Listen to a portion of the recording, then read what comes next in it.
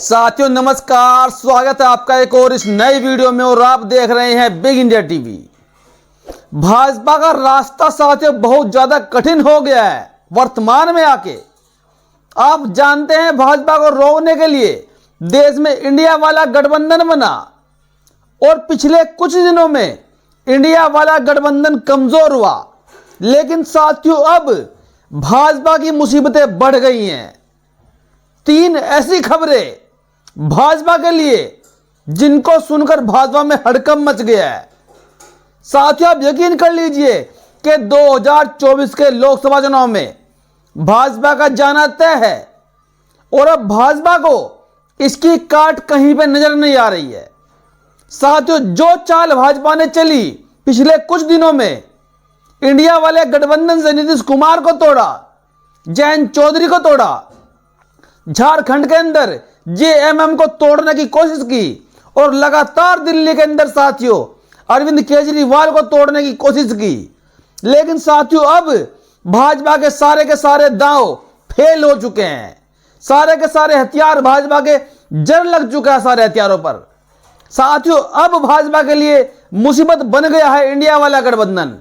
तो साथियों अब खबरें ऐसी आ रही है कि 2024 के लोकसभा चुनाव में इस बार इंडिया वाले गठबंधन की जीत पक्की हो चुकी है, यानी कि इस बार देश में जनता की जीत पक्की हो चुकी है।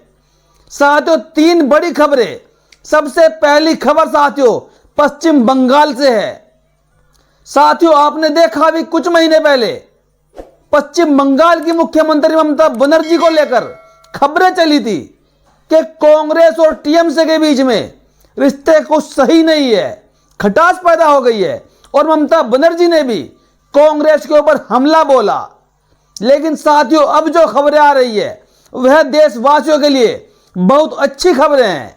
साथियों कांग्रेस और टीएमसी के बीच पश्चिम बंगाल में गठबंधन हो चुका है, यानी कि जो ईडी सीबीआई का डर ममता बनर्जी को लगा हुआ था, अब ममता बनर्जी ने साफ कर दिया कि हम किसी से डरने वाले नहीं है। और साथियों पश्चिम बंगाल के अंदर जो सीटों का बंटवारा हुआ, लगभग 36 सीटों पर टीएमसी चुनाव लड़ेगी और साथियों 5 सीटों पर कांग्रेस चुनाव लड़ेगी।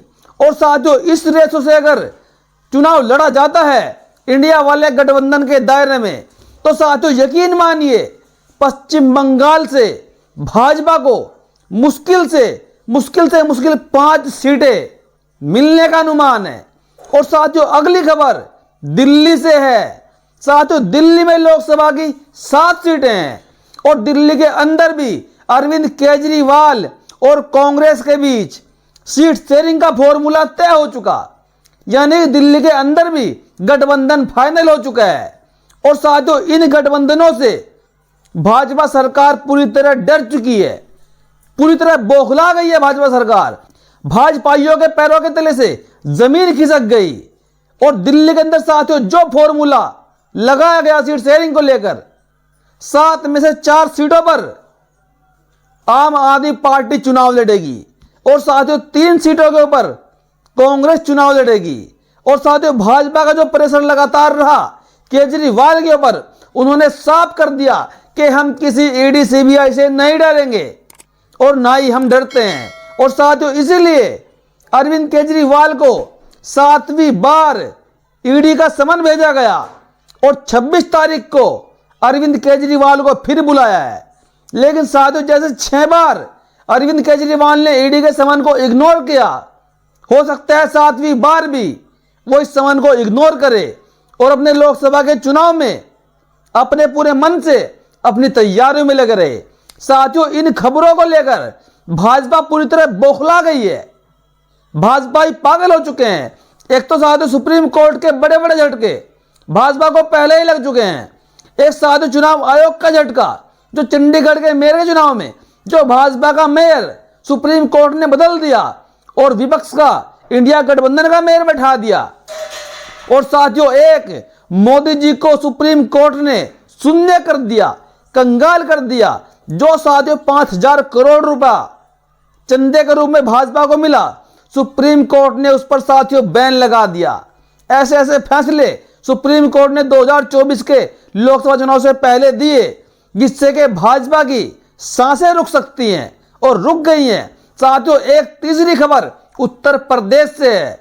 उत्तर प्रदेश में जो अटकलें लगातार आ रही थी कि समाजवादी पार्टी और कांग्रेस का गठबंधन नहीं होगा, बहुत मुश्किल है, लेकिन साथियों यहां पर अखिलेश यादव जी ने बड़ा दिल दिखाते हुए कांग्रेस को 17 सीटें देने का वादा किया और 17 सीटें उनको ऑफर कर दी और राहुल गांधी ने उस ऑफर को एक्सेप्ट करके बड़ा गठबंधन बनाया।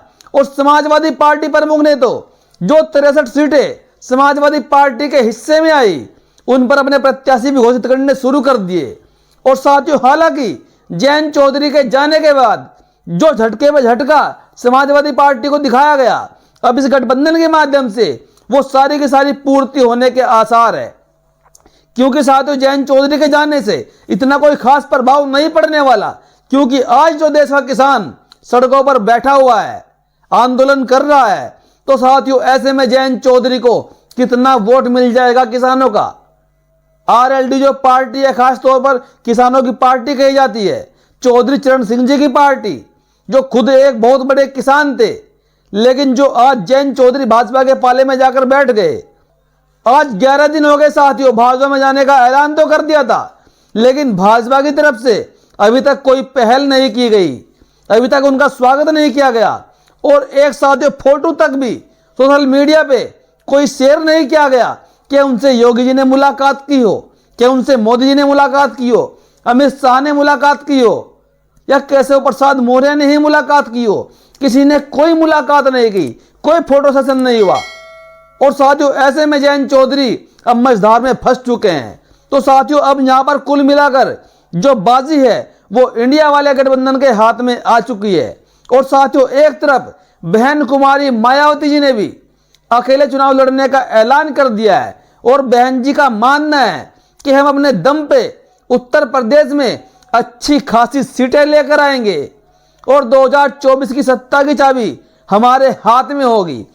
हालांकि साथियों बहन जी ने गठबंधन को लेकर बार बार ऐलान किया कि हम किसी भी गठबंधन में नहीं रहेंगे, खासकर उत्तर प्रदेश और उत्तराखंड में हमारी पार्टी अपने दम पर ही लोकसभा का चुनाव लड़ेगी और बहन जी ने बार बार ऐलान किया। हालांकि साथियों अभी लोग ये भी कह रहे हैं कि बहन जी का अभी फाइनल डिसीजन आना बहुत बाकी है और बहन जी फाइनल डिसीजन बहुत जल्द लेने वाली है, क्योंकि साथियों लगभग मार्च के महीने से लोकसभा का चुनाव की शुरुआत हो जाएगी और लगभग साथियों 7 से 8 चरणों में लोकसभा का चुनाव होगा। और साथियों इससे पहले ही बहन कुमारी मायावती जी इस इंडिया वाले गठबंधन में एंट्री कर सकती है। और साथियों जो सीट शेयरिंग समाजवादी पार्टी और कांग्रेस के बीच हुई, अगर बहन जी आती है तो कम से कम साथियों 25 से 30 सीटें तो बहन कुमारी मायावती जी को इस गठबंधन से मिलेगी। साथियों आपका क्या कहना है इस खबर को लेकर? अपनी प्रतिक्रिया जरूर दे। साथियों अब मैं आपको बता देता हूं कि समाजवादी पार्टी ने किस किस प्रत्याशी को मैदान में उतार दिया है। देखिए अपनी स्क्रीन पर साथियों। मुजफ्फरनगर से श्री हरेंद्र मलिक, आंवला से नीरज मौर्य, शाहजहांपुर से राजेश कश्यप, हरदोई से श्रीमती उषा वर्मा, मिश्रिख से श्री रामपाल सिंह राजवंशी, मोहनलालगंज से आर.के. चौधरी, प्रतापगढ़ से एस.पी. सिंह पटेल, बहराइच से रमेश गौतम, गोंडा से श्रीमती श्रेया वर्मा, गाजीपुर से श्री अफजल अंसारी, चंदौली से श्री वीरेंद्र सिंह। साथियों इन प्रत्याशियों का समाजवादी पार्टी ने टिकट लगभग फाइनल कर दिया है। तो साथियों क्या 2024 के लोकसभा चुनाव में आप भाजपा को हराना चाहते हैं? इस बार जो प्रधानमंत्री है आप विपक्ष का बनाना चाहते हैं? तो अपनी राय अपने कमेंट के साथ में और जहां से आप वीडियो को देख रहे हैं वहां की लोकेशन भी साथियों जरूर टाइप करें। वीडियो देखने के लिए धन्यवाद।